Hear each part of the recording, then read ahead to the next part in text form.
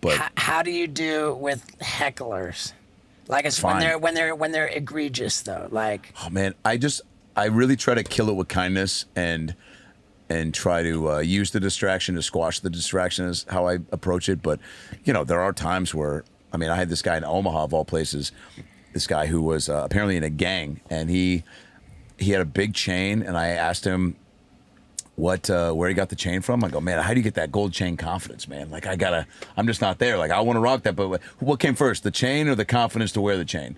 And and he was so this is you me engaging, and then he engaging was so after fucked he's up been- yeah. that he was like, why don't you quit talking shit, motherfucker? And I was like, whoop. What's going on right now? And I was like, am I on a hidden camera show or whatever? And then his buddy started chirping, and then his buddy started to calm down. And then I go, my man, I go, dude, it's all good. I go, I wasn't coming at you, this and that. I go, I was just trying to engage, whatever, ask a question, just trying to and everybody was kind of getting a little uneasy. And I go, let me buy you a shot, we'll bury the hatchet. He goes, okay. And I'm like, all right. And then I go, can we get two shots for me and my alcoholic friend over here, because he's fucked up. And he goes, you keep talking shit, motherfucker, I'm gonna fucking kill you. And I was like, all right, maybe a shot's a bad idea. Maybe, I don't know, maybe maybe a hazmat suit. I don't know. Where can we put him can we put him like a bus and send him, and then and then he gets up and he starts walking to the middle of the room and kind of towards the stage, and now people kind of start to get up around him. I've never had anything else like this happen. And then his buddy gets up.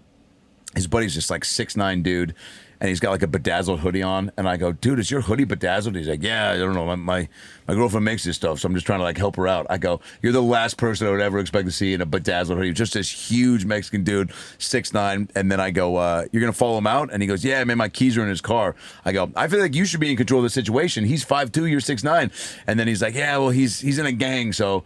And he goes, anyway, I'll be back. I go, no, you don't get to just say he's in a gang and then leave. And I go, worst possible thing to deliver as you're walking out, being like, yeah, he's in a gang, he's killed people. Anyway, I'm gonna go grab my keys and be back, And so then they walked out and they left, and I kind of talked about the situation for a while and kind of got the room back, and I was like, I go, sorry about that, guys. I go, this is why live comedy is great. Like sometimes sometimes you go to Denny's and you order a Moons Over my hammy and they bring you hash browns with pubes on them. And I go, and you can eat around the pubes and still have a great time, or you can just send it back or get up and leave and go to IHOP. And I go, so thanks for sticking it out, whatever. And what would you classify that encounter as? That's eating around the pubes. That's eating around the pubes. If I took a shower with him, that's eating the pubes. But where I learned to just kind of simmer down like that and stand my ground and just try to because you don't want people to leave. And I always tell the staff don't kick them out. I'll either say that's a wrap or this guy's case, who walk out on his own accord. But I was in Reno. It was probably 6-7 years into headlining. I'm at the Reno Laugh Factory, and casino's fine, rooms whatever, the clientele is always Walmart.com, but it's everyone's there to have a good time. And it was right after Trump got elected the first time, and I'm doing jokes about both sides, which I always do. I'm hitting Biden, Trump, whatever, and not trying to divide the crowd ever. Just keep it. Everyone's got to be fucked with. Everyone's on the table to be made fun of. Yeah. And so, but people were sensitive to Trump and this guy. There's an older couple in their late 70s, early 80s, and I'm talking about how Melania Trump, I think, had, Michelle Obama had, they go low, we go high, talking about and everybody, thanks Michelle, fucking nice shoulders, by the way, or whatever. And I go, and then Melania was like, be best, and everybody was like, yeah. Wait, what? Fuck, be better? Try your best? I feel like we're missing some words, sweetheart. And I was like, for sure, Trump was standing in the wings look, you get a few syllables a week and then back in the box, bitch. And the guy goes, that's my fucking president, shut the fuck up, the old guy. And I go, oh, sorry, I was making fun of, that's what Melania said. You look it up. I'm just taking what she said, make a little joke of it. Poked fun at Michelle, too. We had Biden earlier. We're getting everybody tonight. And then he started making fun of my haircut, and he was like, you fucking stupid haircut, you fucking... And then, I had done a few jokes about being Jewish, so then he was like, you fucking Jew haircut.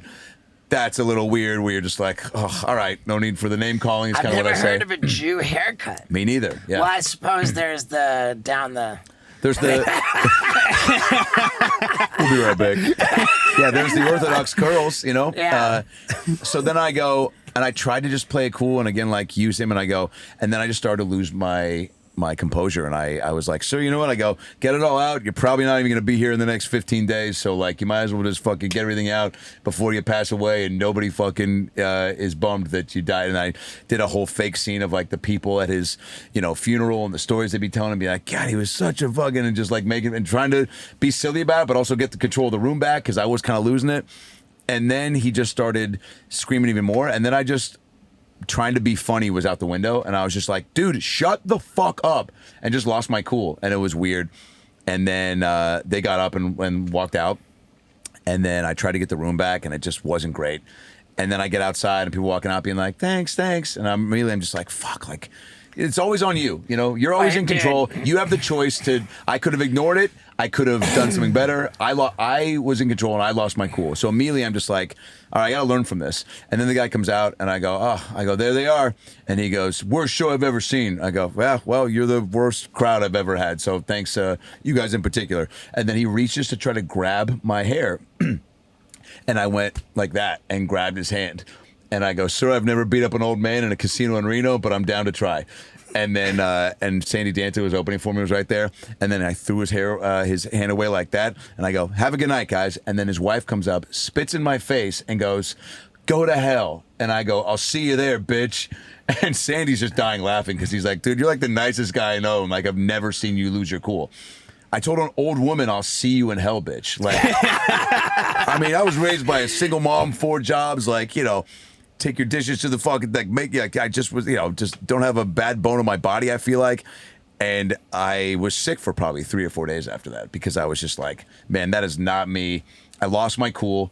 I didn't you're up there, even though I'm like still newly into headlining and whatever, like it was on me to dictate how all that went. And it didn't go well. And seeing people walk out of the show that weren't them being like, thanks, man. And being like, oh man, even they were like, what a weird show. Like that's what I remember and I mean can tap back into even just like talking about it. So I from that moment for sure was just like, again, like the things you say of like you going back and watching the game tape and figuring out how to like you were at this point, how do I you live and learn. And you got it and you don't get better when you're crushing. So I had that and I think about that all the time. So even this instance in Omaha with this gang member, I'm like, well, I know that I'm not going to lose my cool. So I know that. So everything else that happens now, it's just about trying to be funny, be real, keep it moving. But like, I mean, dude, that was wild. Spit in my face. Go to hell. I'll see you there, bitch. And I fucking meant it, dude. I mean, that was probably my dad leaving coming up. I don't know what that was, but Amazing. Crazy, right? Dude, I'm just hearing those stories makes me profoundly ashamed of myself. Because like I would lose my cool so regularly over such little stuff, and my rationale was that like people being disruptive, screaming out is disrespectful to everybody else who came to see the show. And I'm not okay with that. This was my position. On behalf of everybody who spent their hard-earned money to come enjoy this show, I am not going to let it slide that you are disrespecting everybody else. So I would really put my foot down, draw a really hard boundary and be like, nope, and like kick people out, scold people, be like, and like I thought I was defending like the majority of the crowd. But to your point, it's always on you. And all I actually accomplished was making the whole crowd think I'm a dick. So it totally backfired on me.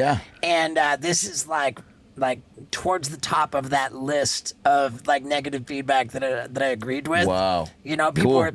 I saw someone say, "Dude, somebody screamed out, 'I love you,' and it's Steve-O threw him out."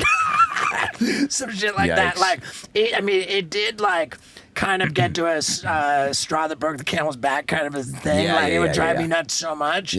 But dude, I saw that feedback online. I was like, dude, I totally agree with it. And I just made a promise to myself that I'm not going to scold people or throw them out. I'm just not going to lose my cool. And now for like a year and a half, I've not thrown out a single person. I've not even scolded a single person. The farthest I'll go to an egregiously disruptive audience member is to say, you know, I used to get really bent out of shape about people being disruptive at my shows, but I don't do that anymore.